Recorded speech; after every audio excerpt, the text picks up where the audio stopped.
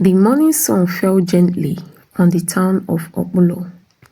It was a peaceful place, known for its busy market, loud gossip, and sweet bread from the famous Golden Loaf Bakery.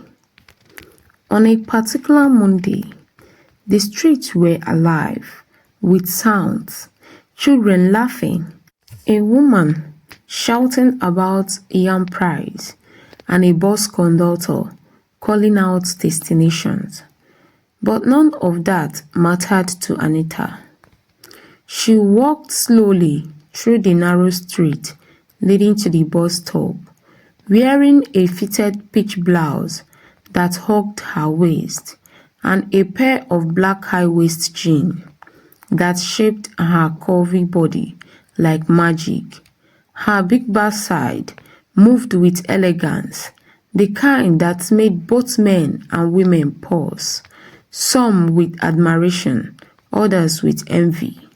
Her long dark curly wig rested just below her shoulders. It bounced with every step. Her face, glowing skin, round cheeks, soft pink lips, and eyes that looked like they could see straight into your soul. She had gold loop earrings, a small wristwatch, and a black handbag held tightly in her right hand. She walked like a goddess going to war. But in her heart, Anita was tired.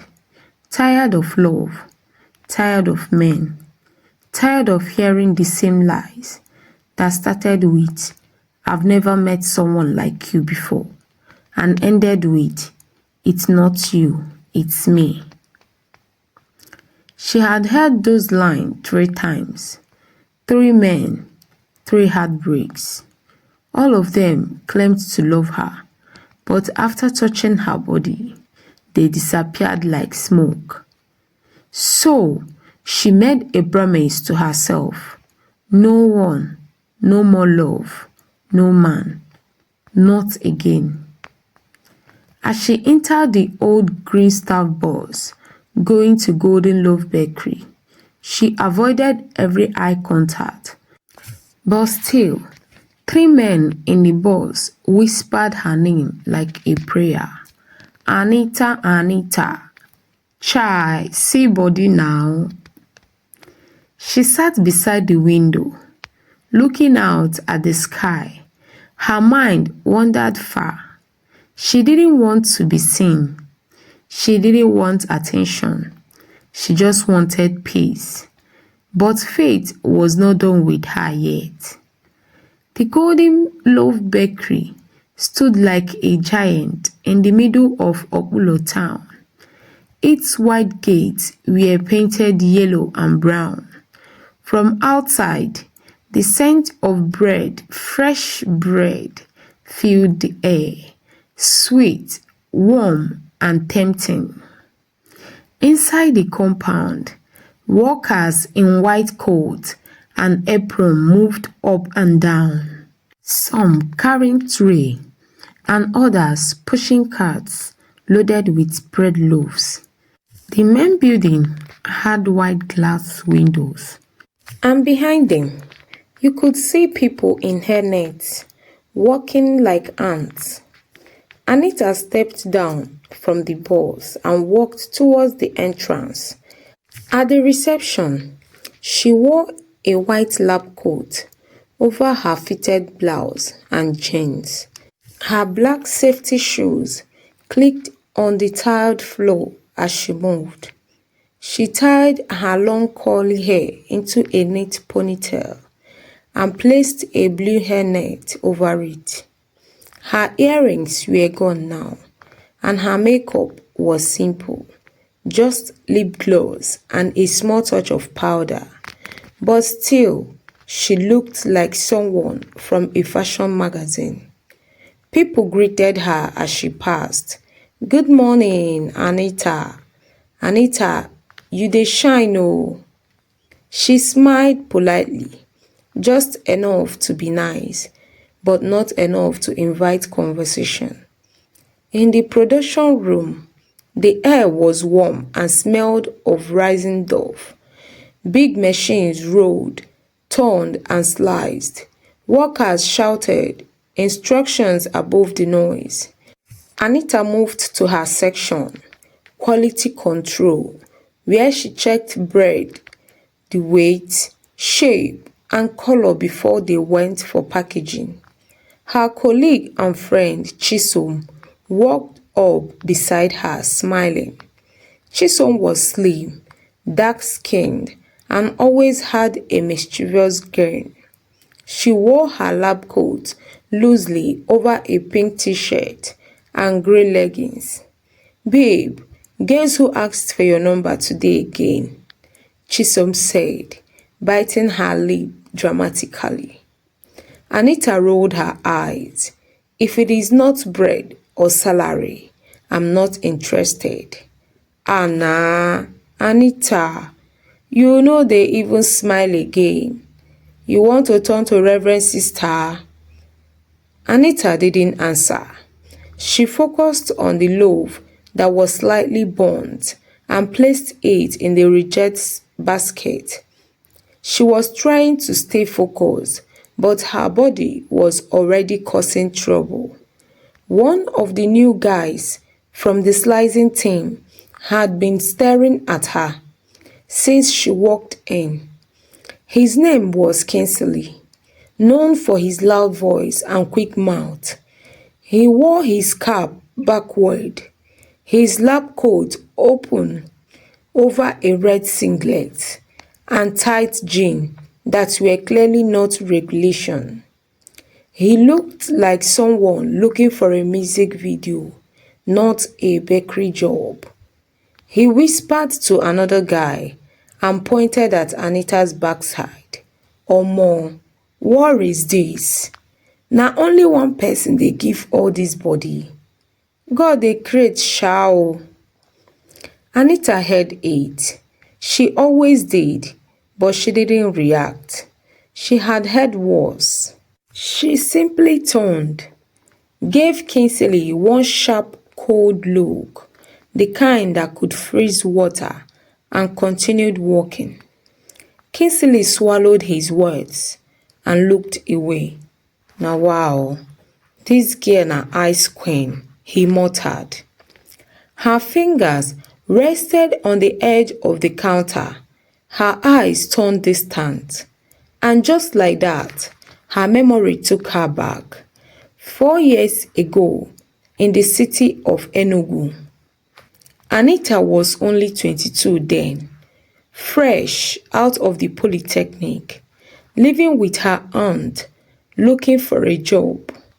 Her hair was in thick black braid, her cheeks fuller, her laughter louder. She had met Daniel during one of her errands.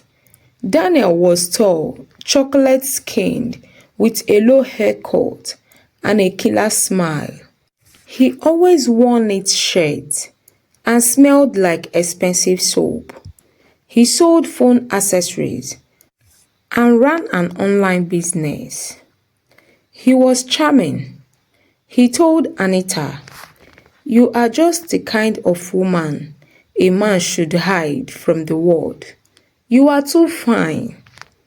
They started dating. He would bring her food, take her out, call her at midnight just to hear her voice. She thought, this is it. This is love. One day, after 3 months of romance and sweet talk, Daniel came to visit her at her auntie's house. Anita wore a short blue dress with silver earrings that day, her braids tied up in a bun. She had made jollof rice just for him. That evening, after they stayed, things got intimate. Anita, still shy and unsure, let her guard down. It was her first time. And for the next 3 days, Daniel's call reduced. By the end of the week, his number no longer went through. She visited his shop. It was empty, locked, no sign of him. She called again, nothing. When she messaged him on WhatsApp, it read, "Sorry, you are not my type after all. I don't like girls with too much backside. It's too much for me." She dropped her phone that day and cried on her aunt's mattress for hours. Back in the bakery, a soft bell rang. Break time. Chisom returned, waving a bottle of drink. "Anita, you no go rest small? And why you dey look like say you dey remember village juju?" Anita smiled faintly. "No be juju, just tired." But in her heart, that scar was still there. Break time ended. The bakery floor returned to its usual harmony. The rumble of machines, the soft sweet of hot air, and workers shouting over noise.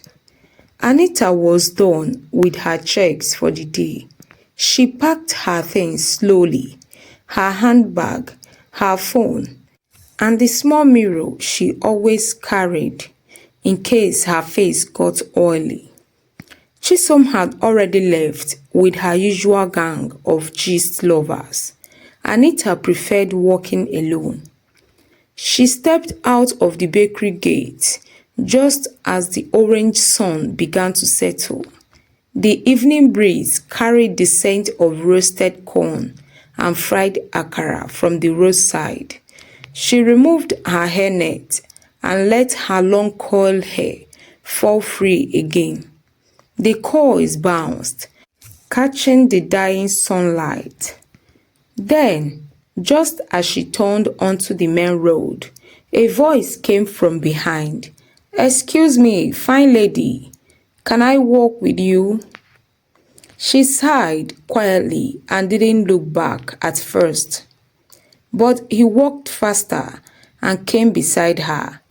A slim, light-skinned man, maybe in his early 30s, neatly trimmed beards, brown native wear with gold buttons and pointed shoes. His perfume came first before his voice. "I'm not trying to be forward, but honestly, you are too fine to walk alone like this. My name is Toba." She glanced at him. He smiled confidently, like someone used to getting what he wanted. "Please, I just want to know your name. I'm not like other guys." Anita gave a tight lip smile and replied, "But I've heard that exact line before." He chuckled. "Maybe they stole it from me." She said nothing. Toba walked beside her in silence for a while, then said, "Can I at least give you a ride? My car is parked just across the road. Look, I promise I won't take too much time." Anita was about to say no. Then something in her chest squeezed tight. The moment felt too familiar. And just like that, the memory came back. In the years past, she was working as a secretary in a business center, wearing long wigs, short skirts, and big dreams. She had met Femi while printing CV for him. Femi was different, or so she thought. He was soft-spoken, polite, and generous. He took her on a date. He introduced her to her cousin, who later turned out to be his girlfriend. He made her feel seen. They talked about life, pain, dreams. He never rushed her. He waited until the 5th month when Anita, believing she had found something real again, gave in to his love. It was passionate, warm, and brief. By the next week, Femi had blocked her on every app. The only message she got from him was a Facebook post that read, "Never trust a woman with backside bigger than her brains. You will drown." Anita had cried like a wounded animal. Anita walked fast. Toba's voice faded behind her as she crossed the road. The evening air felt heavier now. A woman selling roasted plantain called out to her, but she didn't stop. By the time she reached the small gate to her compound, her heart had slowed down, but the weight on her chest remained. Her compound sat at the edge of the busy road. It was a sharp building, painted dull cream, with green doors and windows. The neighbors were loud, and children ran around, holding plastic cups. Anita's room was upstairs. She climbed the stairs quietly, passing the woman next door who was frying stew in wrapper and hairnet. "Welcome, Anita," the woman greeted. Anita gave a small smile. "Good evening, Auntie Stella." She opened her door and entered. The room was small but neat. The curtain by the window was soft pink.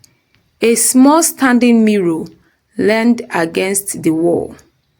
Her bed was laid with a blue bedsheet, and her shoes were lined carefully beside it.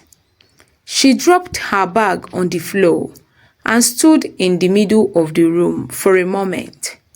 Then she exhaled deeply and sat on the edge of her bed, thinking about her day at work and on the road. She smiled weakly. The smile didn't reach her eyes. Then her phone buzzed. A message from Chisom. It reads, "You know they had you forget. Tomorrow na Friday o. Yellow and jeans form Friday. No come wear those your annoying fine long skirt o." Anita didn't respond. She just stared at her small wardrobe where her yellow top and jeans hung.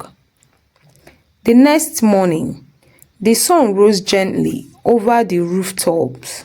The street buzzed with keke horns, early morning vendors, and sleepy-eyed students in uniform dragging their feet to school. Anita stood in front of her mirror, adjusting the bright yellow top with small black buttons. It hung her upper body gently, sitting nicely on her skin. She wore tight black jeans and her black wig, which she styled in a simple ponytail with a gold clip. Her earrings were small gold loops, and her lips held a light pink gloss. She looked good, too good. She hated it sometimes, the way her beauty spoke before her words. But today, she had no energy to fight it. She picked up her small handbag, wore her sneakers, and stepped out. The bakery was already bubbling when she got there. A big, busy building with the sweet smell of bread thick in the air. The orange and white company logo was painted boldly at the front, and workers moved around in uniform, mostly jeans and shades of yellow, some in aprons. "See fine girl," one of the loaders shouted when Anita entered the gate. Another boy whispered loudly, "That her waist get the grill." Anita ignored them. She smiled politely at the gateman, waved at the girl at the cash desk, and walked straight to the back room where workers dropped their bags and prepared for the morning meeting. Chisom was already there, smiling brightly. She wore a bright yellow shirt with ribbed blue jeans and white sneakers. Her hair was packed in the big puff and tied with a yellow scarf. Ah, Anita, you show, Chisom said, touching her arm. You too, nah, Anita replied, sitting down. See as all these small boys dey look you like say you be baked cake. Anita laughed lightly. Let them look now. They no dey chop beauty. They laughed. Chisom brought out a small hand mirror and adjusted her scarf. You know today Chief Nwakere is coming, the CEO himself. Anita turned to her surprised. What's he coming for? Inspection now.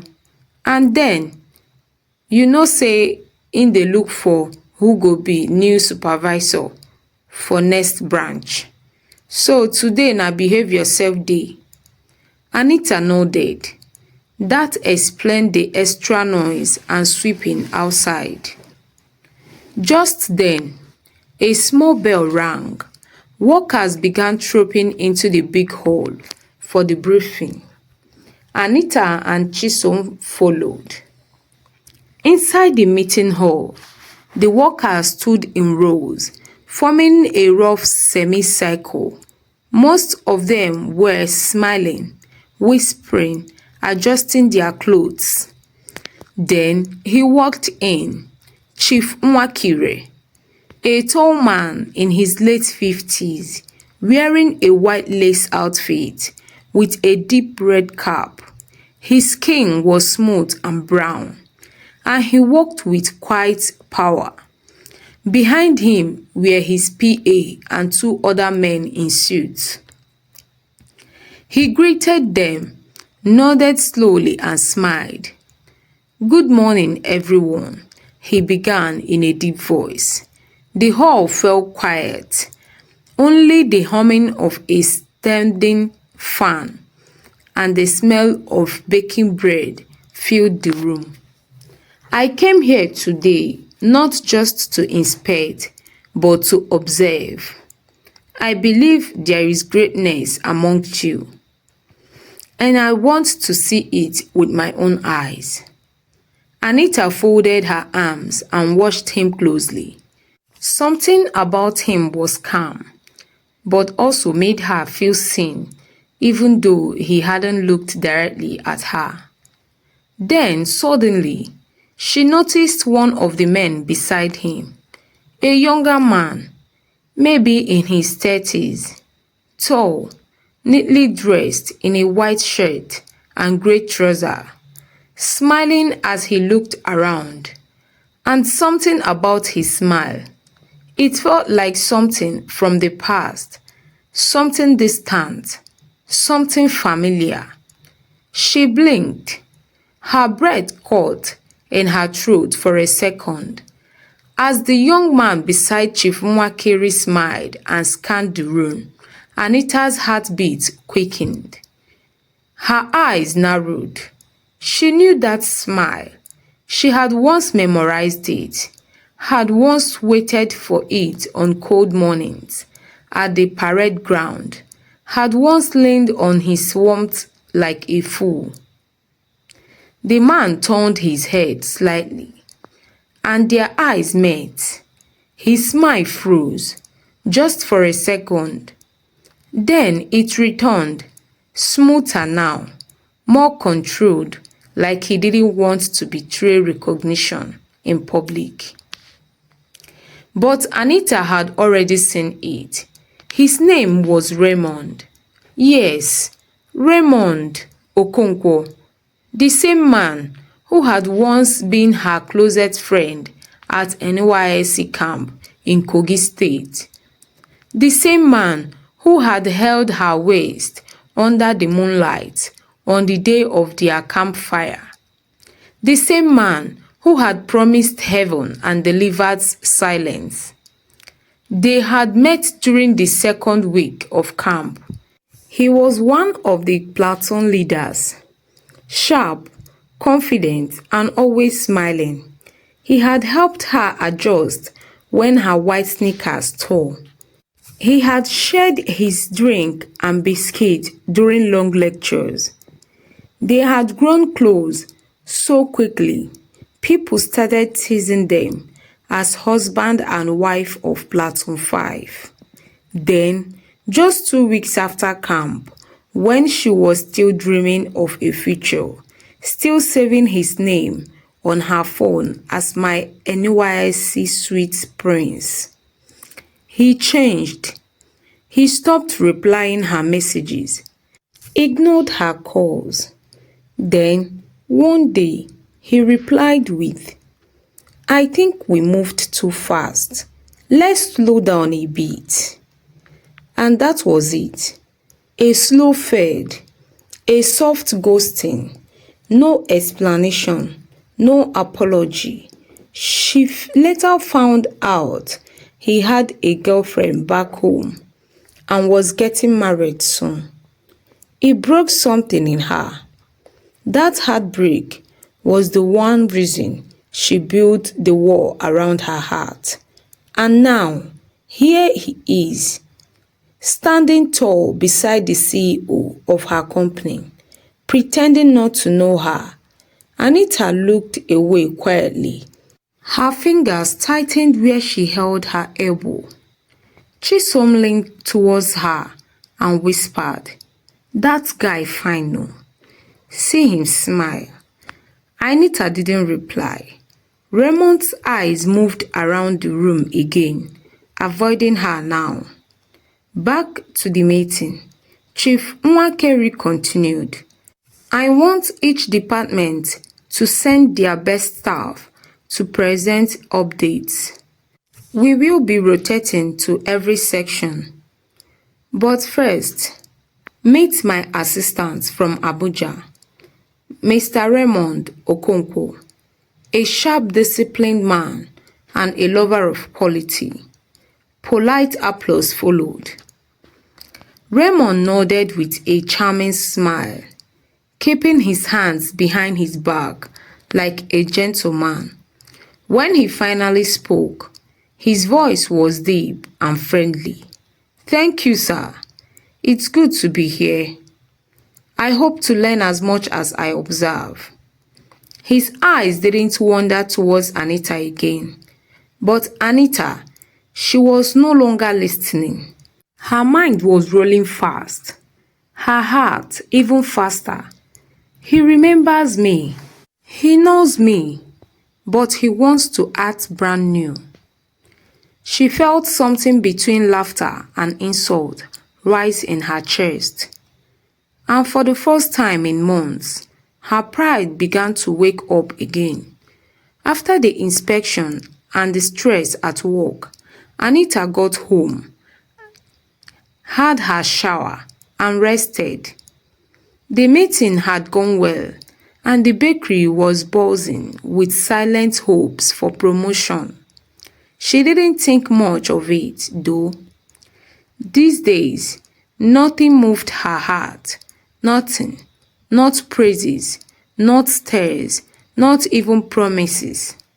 The next morning, the sun was already up when Anita stepped out of the compound. Heading to work, she wore her usual bakery uniform, a light blue t-shirt, and her black jeans. Her black wig was tied into a short bun, and she had on her black sneakers. As she walked smartly down the busy road, her curvy figure and generous backside turned more heads than she cared to count. She wasn't in the mood for drama that morning. She just wanted to get to work, mind her business. But fate had its own plans. At the bus stop, she waited for a keke. A young man stood beside her. He was tall, dark and clean-shaven, wearing a simple white polo and ash joggers. His sneakers were spotless. He had a clean look, the type that didn't try too hard to impress. He turned to her and smiled. "Good morning," he greeted politely. She glanced at him and gave a curt nod. "Good morning." "You are heading to work?" "Yes," she nodded. "I have seen you around this area a few times," he said. "You work in that big bakery down the road, right?" Anita turned slowly and studied his face. She hated small talk. "Why?" He smiled lightly. "No reason. I'm just trying to be friendly. I'm Chinedu." She gave a small smile that barely reached her eyes. "I'm Anita." Chinedu nodded. "Nice name. Beautiful name for a beautiful woman." And just like that, Anita's smile vanished. She rolled her eyes and stepped forward as the keke pulled up. "Please, don't waste your time," she said loudly. "I'm late for work." Chinedu blinked. He was clearly surprised, but he didn't look scared. To her surprise, Chinedu didn't follow. He simply waved at her and let her go. The next day, she saw him again at the same bus stop. He greeted her warmly. She ignored him. Then, another day, he was always there, not to beg or annoy her, just to say hello. He brought no flowers, no lines, no pressure, just his presence. One day, when she had a splitting headache, she couldn't make it to work. Chinedu was at the bus stop, hoping to see her, but she didn't come. He located her house, knocking at the door. How he found it, she didn't know.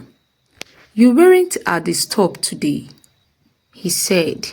"I just wanted to make sure you are okay." She tried to chase him away, but the pain made her dizzy. Chinedu gently supported her and took her to the clinic nearby. He stayed, paid for her treatment, and even brought her food. Days passed, weeks, then months. Anita threw every warning, every cold word to him, but Chinedu stayed. They had become friends. He visits. They discussed and laughed. Anita, no longer bitter, she found peace. Her work-free days now were for hangout. She enjoyed his company, learned from him, and felt free again. For a full year, he stayed. And then, one rainy Saturday afternoon, Anita called him. "I'm coming to your house," she said simply. Chinedu was confused, but happy. He cleaned up quickly and waited like a child expecting candy. When she arrived, she was wearing a simple orange dress and a flat sandals. Her wig was soft coils, let down. Her makeup was light. She carried a small bag. At Chinedu's place, she cooked. They ate. They played and laughed. And when he asked why, Anita looked at him and said, "I'm ready." He leaned forward, confused. "You're ready?" His eyes wide open. She smiled. "I was afraid of being hurt again. But you stayed, always encouraging me, helping me to heal. I appreciate your presence in my life." Chinedu's heart melted. "Thank you for staying," she said. He held her hands gently. "Thank you for letting me." They dated. They married.